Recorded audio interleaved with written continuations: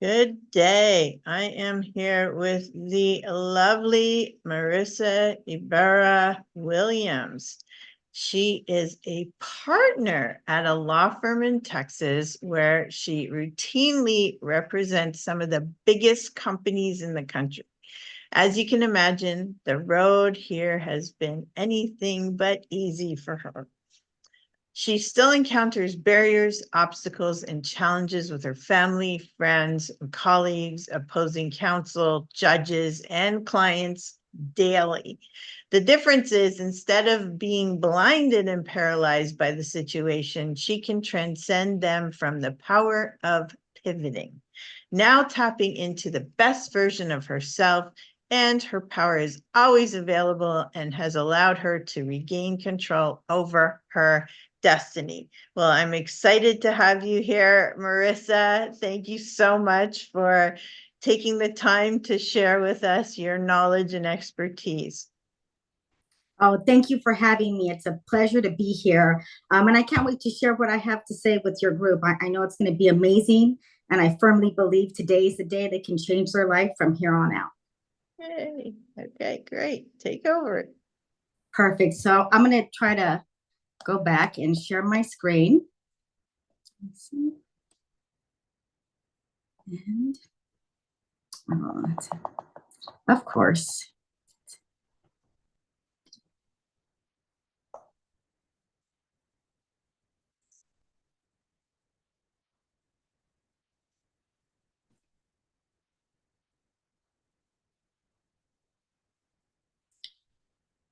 Okay.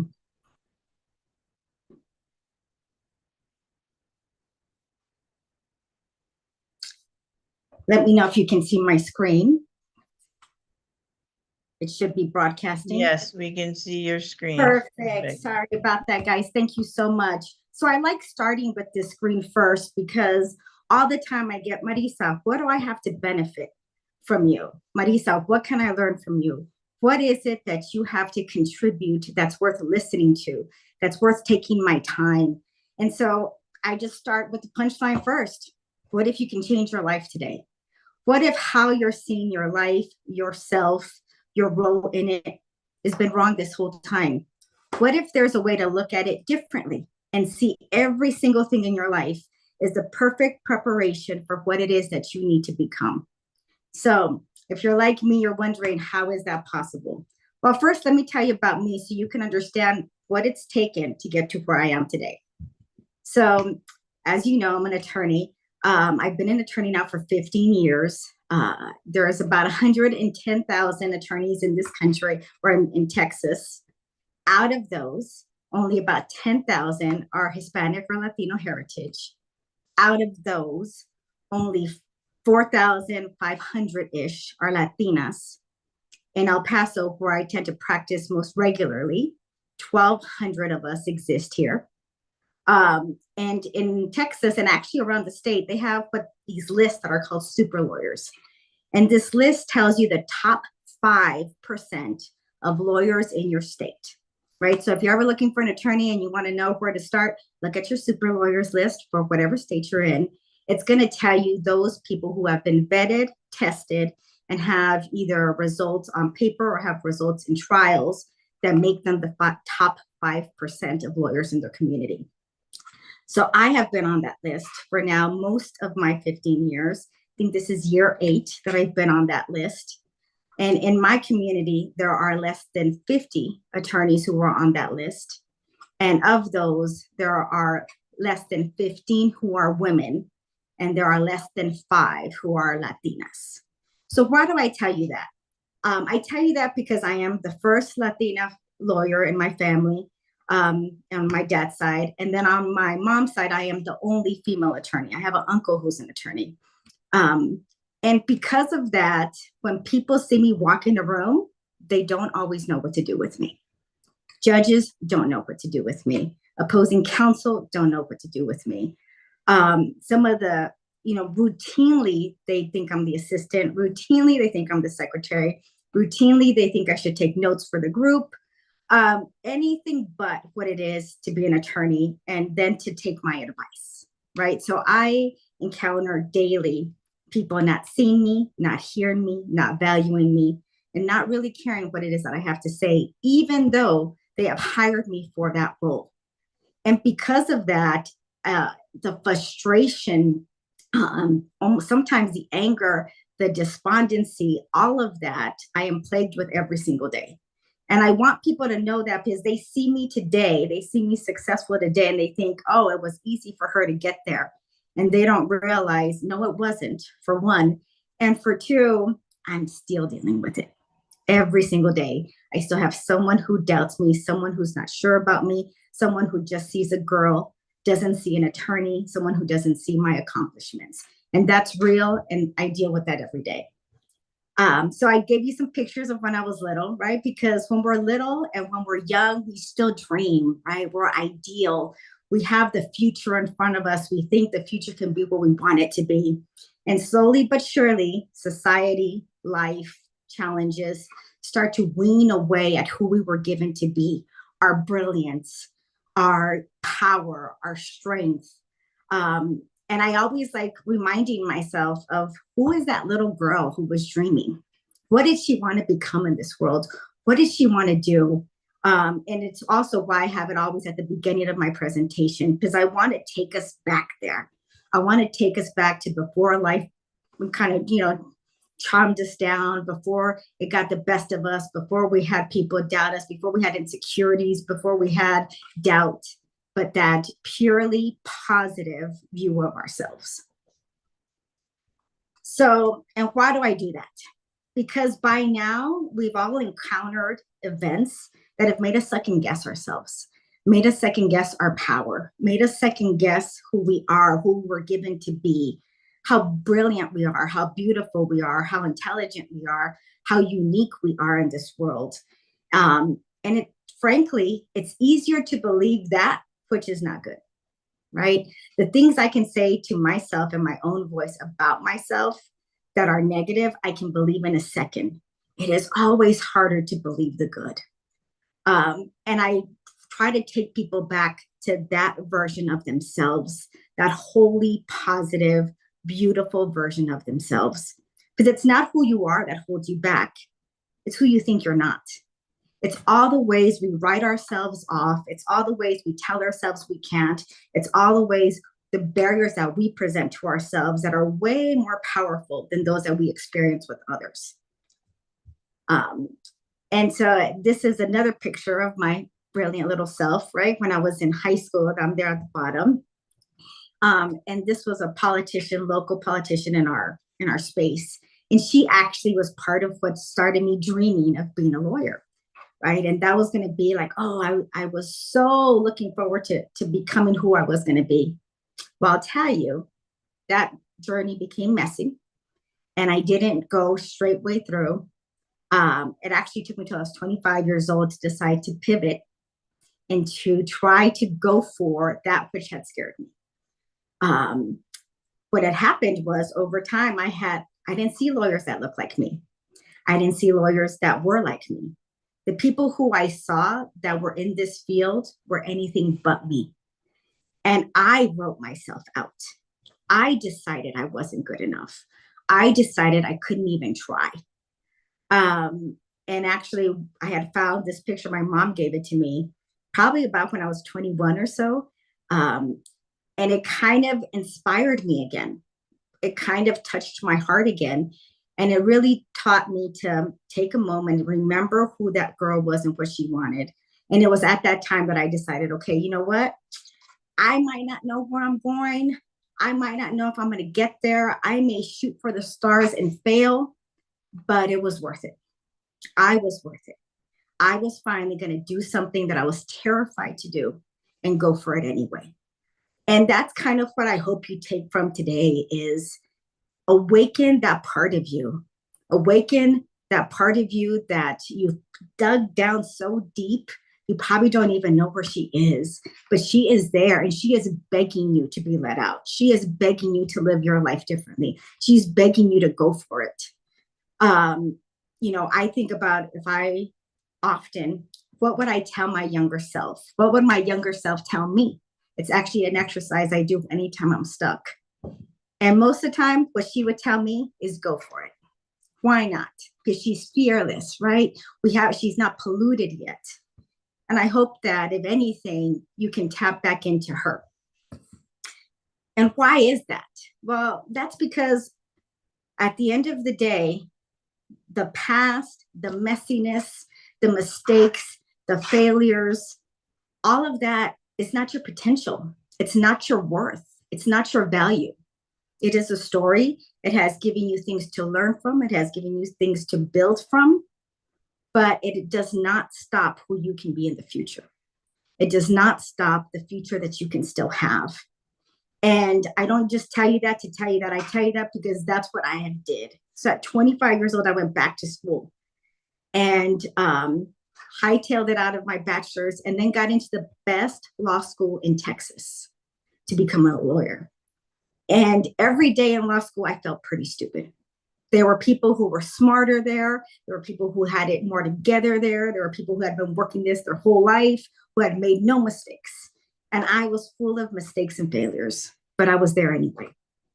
And so I want you to remember that at any hour, at any moment, at any day, you can choose to liberate your future. You can choose to break free. You can choose to make a pivot. And all that to say, ultimately, right, is it's never too late to be what you might have been. It is never too late to make a pivot. It is never too late to decide, you know what, today's the first day of the rest of my life. Today's the first day that I'm going to do something for me, that I'm going to take that chance, that I'm going to go for it. You know, there's always that saying, and I mess it up every time, right? You shoot for the stars, or you shoot for the world or the universe, and you end up with the stars. It's some kind of phrase. But all I remember from that was, what's the worst that happens if you go for it? You fail, right? Maybe. But where you end up is so much better than where you were. It's not being stuck. It's not being burnt out. It's not being tired. It's not being frustrated. There's an excitement with trying something new. There's energy that comes from something new. There's a whole world that gets opened when you step outside of your comfort zone and decide, today's the day I go for it. Whatever that is, one step, just one step in that direction can change everything for you.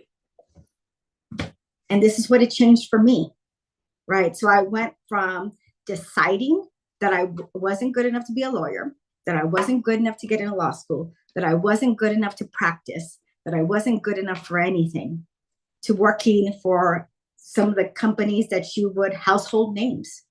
They hire me. They don't just hire me, they come to me. When they are in trouble, when they have issues, they come to us. I've been a partner at a law firm for 10 years, which means I'm a partner at 5, which is unheard of in most places. And then I was fortunate enough that the same year I became partner was also the year that I was featured in my first Fortune magazine. And then I was featured again the next year. And this is for me, just so you understand, this is a story where my parents and my grandparents were still lived through segregation. They still could not, go to white-only establishments. They were, ridiculed. They were harassed. They were threatened. So to go from that history, that familiar history, to then having their daughter, their granddaughter, become an attorney, the first one or the only, and then be featured in a prominent magazine like Fortune, for my family was a dream come true. And the truth is, for me, it was too, and it still is. And it started out of messiness, and it started out of failure, and it started out of not having it all together, but going for it anyway. And so fundamentally, what I learned was that my fear and my self-doubt and me writing myself out was actually the biggest impediment to all the obstacles and barriers and challenges I faced. Because what was happening, and you probably know this yourself, you start believing it. You start believing you're not good enough. You start believing that you can't possibly do it. You start believing that it's not your moment, it's not your day, it's not your time. This is just the way life's going to be. But that's not the way life has to be. There is a way to live that is different than that. And so when it comes to that, I tell people often, I firmly believe that the world needs you to believe in you. See, I believe through my program, The Power of Pivoting, that fundamentally, this is a world that needs every single one of us. Each one of us has our own unique gifts, talents, strengths, weaknesses, personalities, character, and the world needs us. The world needs us to be here. Your family needs you to be here. Your friends need you to be here. Even your work needs you to be here. But this world needs you to be here. So what if you just lived into that, right? Because people tell me, Marisa, I don't believe that yet. I don't need you to believe it. What if we just live into that? And part of it is I tell people I encounter, right? I'm in people business. So I encounter people every single day. And it is striking to me how much there are people who are brilliant that are full of doubts. People who are amazing, full of doubts. People who I think are absolutely remarkable, full of doubts. And the people that are not are full of confidence in going for it. And it started really, that's actually where the power of pivoting came. It's like, how does this happen? How do we have such a disconnect?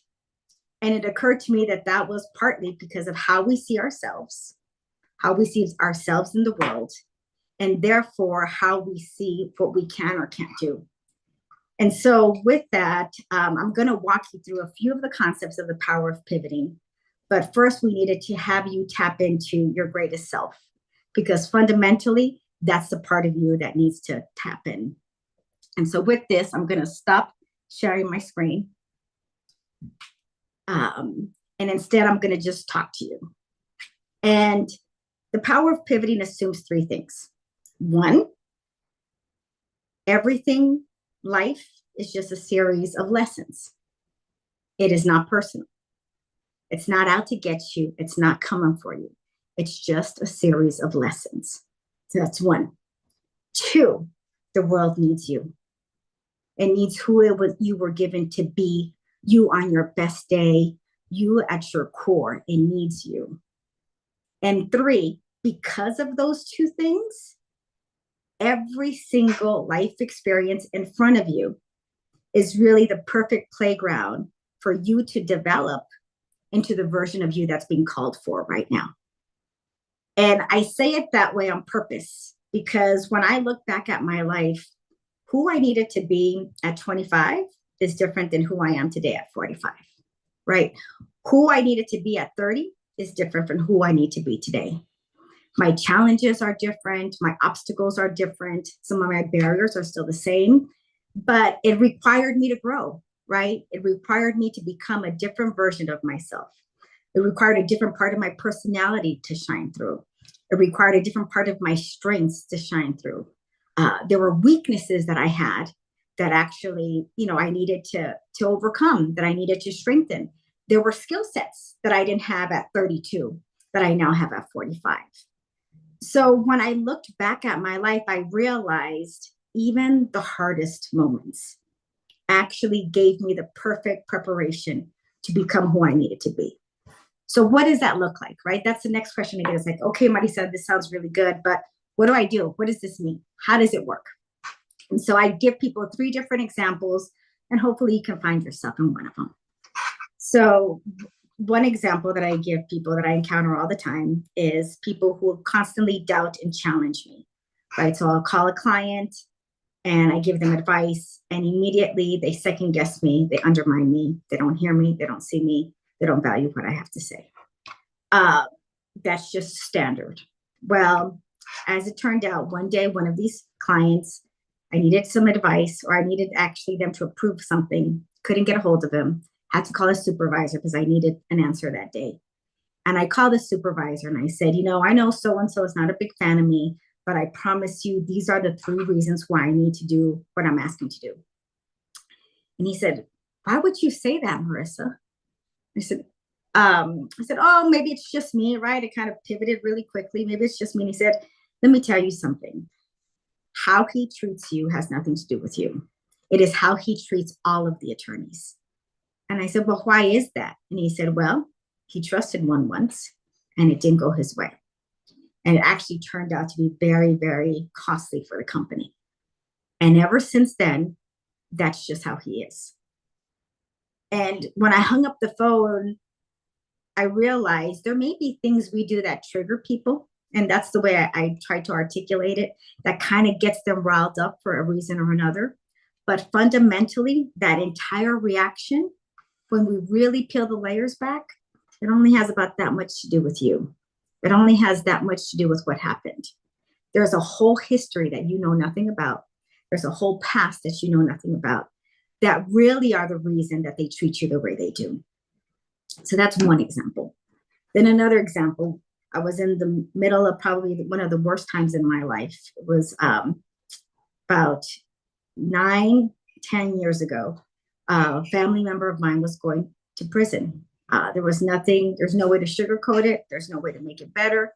It was what it was. And it also coincided to a very big trial for a very big company. And I knew that I had to tell the company that I was facing this personal situation and that they were probably going to pull me from the case. And I was okay with that. And I had my speech ready and I was going to be graceful and thank them for the opportunity. And during that call, they asked me, Marisa, can you really do this? You tell us the truth. Can you be who we need you to be in this moment?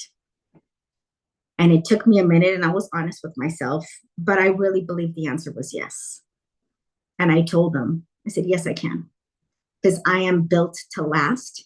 I am stronger than even I believe I am. And I know in my heart that I can do this. I said, and I also respect if because you don't know me that way and because this is such a big deal, if you don't feel that way and if you don't feel comfortable and if you don't want to take that chance, I respect it. Because at the end of the day, this is about what's best for you. The call was quiet. Nothing for like 30, it felt like a lifetime. It's probably 5 seconds, right? But in my space, it felt like a lifetime. And then the person got on the phone and said, you know what, Marisa? I saw something in you the very first time I met you. So I want you to go in there and show them who you are and show them that nothing gets the best of you and that you can be exactly who you need to be at any given moment. So we're going to let you do it. And I will tell you, I cried like a baby, not on that phone call. I got off the phone call very gracefully, but I cried immediately after because here I was thinking this life event that was really devastating for me was going to cost me an opportunity, was going to cost me my career, was going to cost me my reputation. And instead, I went in there, I tried that case and won for the first time in like 20 years for this particular client. And it actually made me. People that knew me knew what I was going through and knew that no matter what's going on in my life, she's got it. She can do it. She's able to rise above her circumstances, rise above those hardships, and be exactly who she needed to be. And that's really what led me down the road of the power of pivoting and trying to share it with the world is here I was so convinced this life event was going to destroy me. And instead, it is actually what gave me the most credibility. That's also when I ended up in Fortune magazine. And it really made me see like, oh, how we see ourselves, how we see life, how we see our circumstances. That's maybe the problem, not us, maybe not even life, but maybe what we choose to see in those spaces, what we choose to see in those moments has more to do with our limitations, what we're going for, what we're not, what we're playing for, what we're not, than who it is that we were given to be. Maybe we have everything it takes to be the hero in our own story. What if we lived into that? What if you decided for today, you know what, I am living into that the world needs me and I have something valuable to contribute in this world. and just take that concept and live into it. How does that change things? What if the next time someone treats you poorly, you just assume, you know what, something's going on with them, I'm going to keep doing me? How does that change things? So, really, that's a good primer to what it is that I have to offer folks. But more importantly, it's really about you believing in you and you believing that you are exactly as amazing as sometimes you wish you were. There was times I look in the mirror and I would pray oh, I just wish I could be better. Oh, I wish I could be this. Oh, I wish I could be that. Little did I know all of that was in me. I just forgot to tap into her. And so with that, Randy, I kind of figured I'd let you, kind of chime in here if you had some questions for me, because I just wanted to give people an idea of how it is that their life can change, how it is that in a moment, everything can be different, and how it is that we are, in fact, and can be the heroes of our own stories. Absolutely. And sorry to hear that you had to go through all those challenges. You don't understand why it's happening or what people's perception are, but it is what it is. And of course, it's changed over the years and it continues to evolve and change, and hopefully for the better, which I do see that. But it's amazing how people can just make assumptions based on either culture or what you look like or what gender you are or whatnot. They're not looking at the whole thing, or just making assumptions. You talk about a doctor, you automatically assume it's a man. Yes, it's just absolutely. silly things like that, but they're just kind of ingrained in you as you grow up. You may not even realize that it's happening. So I think for people to be more conscious, more aware, think before they speak. What other options are out there? How am I going to affect the person that I'm talking to? And there's a lot of people out there that don't care, especially, at the level that you're in, and you're sitting in boardrooms or you're talking to a high level execs or whatnot. Not to put anybody down or say that, but the reality is they don't think about it. They just don't think. They just act, right? They're doing, and they're just acting. So there's no consideration of what other possibilities are out there. And of course, I'm generalizing, so don't come attack me, but everybody out there. But it's a big generalization, but it's an issue because you're high level, you're entering, and somebody's thinking you're the one who has to go get the coffee. Well, why? Because you're the woman in the room, because you're Latina, because you're what? What is the reason that their perception is in that place, right? And it doesn't matter how tall or how short you are, or what position you're in, or what they think you're in, or what culture you are, or what gender you are. It doesn't matter. You can be anything you want in this world, right? Which is why I love the power of pivoting, because it's pivoting our own brains. But in doing that, then we won't be making assumptions about other people and learning about them first before we want to have any thoughts about them, and allowing that process to happen instead of automatically making these assumptions. So for people to empower themselves, to be able to have that confidence, of course, and to not make assumptions on others, right? So I love what you're teaching. And do you have any special messages for people out there? I know you have a program, so you can tell us how they can get into that, but is there any last messages you want to leave with people? Well, I think if there's anything that I tell people all the time is you can be, and you are the answer. So whatever you think is happening in your life, that is bothering you, that is challenging you, has you stuck, has you burnt out, has you tired. If you take a step back and looked at it like, what could this be teaching me? What could this be a lesson about? Sometimes life calls for some compassion, right? Sometimes life calls for some understanding. Sometimes life calls for, like the realization personalities don't match. But when you can take a step back, you create distance. And in that distance, you can kind of see things differently. It's when you're in the moment, right? When it feels personal, that you can see past that emotion. But the power of pivoting gives you the ability to take one step back, right? Kind of like the bird's eye view on a Google map, right? Shows you the whole thing and then you zoom in. Yeah. Take a step back. What maybe could be something different, a different energy you bring that could change how that plays out. So the next time, any of you find yourself in that position where you're stuck and you feel the emotion and that rage and you just can't see past it, take one step back, like the Google map, and say, what's really going on here? And most of the time, just that one exercise will teach you something.